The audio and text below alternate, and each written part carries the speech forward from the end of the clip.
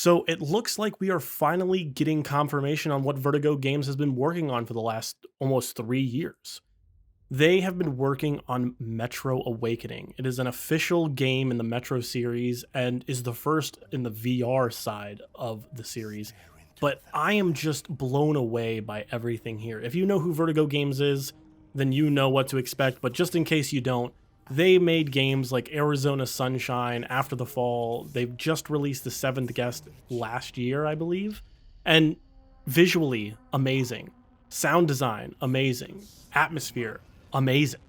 Everything they put their hands on is really, really high quality when it comes to just what you expect and what you really want in virtual reality. And don't worry, if you saw this at the State of Play, it is not exclusive to PlayStation VR 2. It's also been confirmed for Quest 2, Quest 3, Quest Pro, and PC VR, of course. So with that being said, I want to break down everything we know so far. We got a few blog posts to go over, and I just want to show you some wild things in this trailer. With that being said, my name is ButtorsVRGaming. Make sure you're subscribed to stay up to date on everything Metro Awakening. Let's go ahead and get into it. Now, before I break down the trailer, I do want to go over some stuff that I saw on the blog post. It does look like now we know it's set in 2028. You're playing as Surtur, at least that's how Google says to say the name. If you know how to say it, or if that's correct, let me know in the comments below. A doctor searching for his wife amongst the claustrophobic, irradiated metro tunnels of post-apocalyptic Moscow. As Surtur ventures deeper into the metro, his courage and sanity will be tested by the supernatural forces he encounters, and will set in motion the events that lead to his spiritual awakening as something else entirely. Now, for me, knowing the Metro series, this is exactly kind of the story that I expect, especially knowing that there's a lot of religious and spiritual stuff in a lot of the Metro games when it comes to cults and just religion in general. So this is on brand for Metro. However, within the Vertigo Games blog post, they also talk about this being a story-driven first-person adventure built exclusively for VR that blends atmospheric exploration, stealth, and combat in the most immersive Metro experience yet. Obviously, I'm going to agree with this because if you've played VR, you know that VR is probably the most immersive experience you can have within the gaming medium, and is probably peak immersion overall. So as you just saw, and as I'm going to put right here, you see that your character has a backpack on. Within the PlayStation blog, they talk about needing to change out your filters, which is something that happens in the Metro series for radiation, and they say that in the PlayStation blog. But I think that this inventory, more than likely speculation-wise, is going to have a little bit more to it.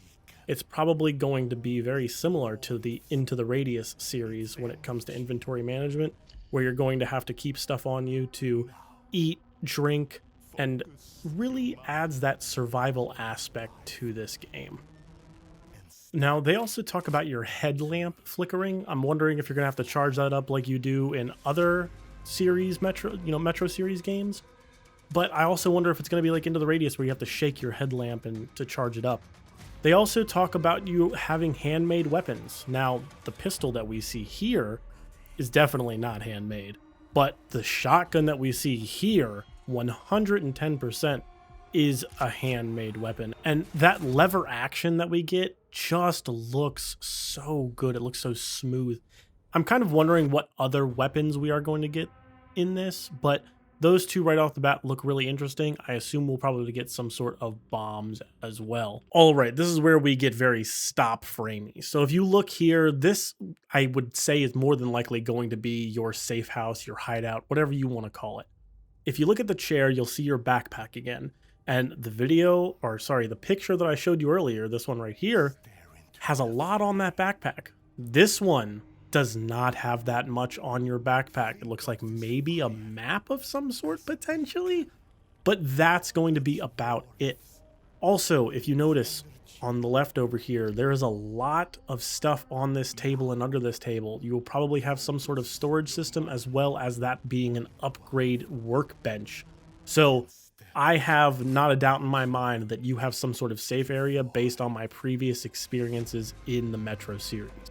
Now, I will say that back to this backpack here, it looks as though there is some sort of grenade here. You'll see another filter on the left and a rope. I'm not sure what the rope's gonna do, but again, there is credence that there is some sort of crafting system when it comes to Metro Awakening. A little later in the trailer, you see this blue light on his watch, which appears to be, again, in the safe house, but this blue light seems to blink when he's around radiation, or your main character is around radiation. So I wonder if that's going to indicate when you need to put your mask on. We then go into a stealth section, and stealth in Metro, for those who haven't played, is top tier. They do a fantastic job giving you many options to be able to take down your enemies, as well as sometimes offering you environmental ways to take down enemies.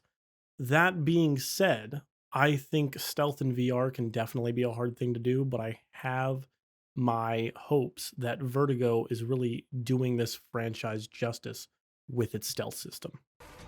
With all that, I think the last few things here are really just side missions that you're going to be going on in means to kind of progress the story and upgrade your weapons. That being said, my name is Butters. I want to thank everyone who made it this far. If you enjoyed the video, please leave a like. And if you want to be up to date on everything Metro Awakening, make sure to hit that subscribe button and turn on that bell icon. And I'll see all of you in the next video.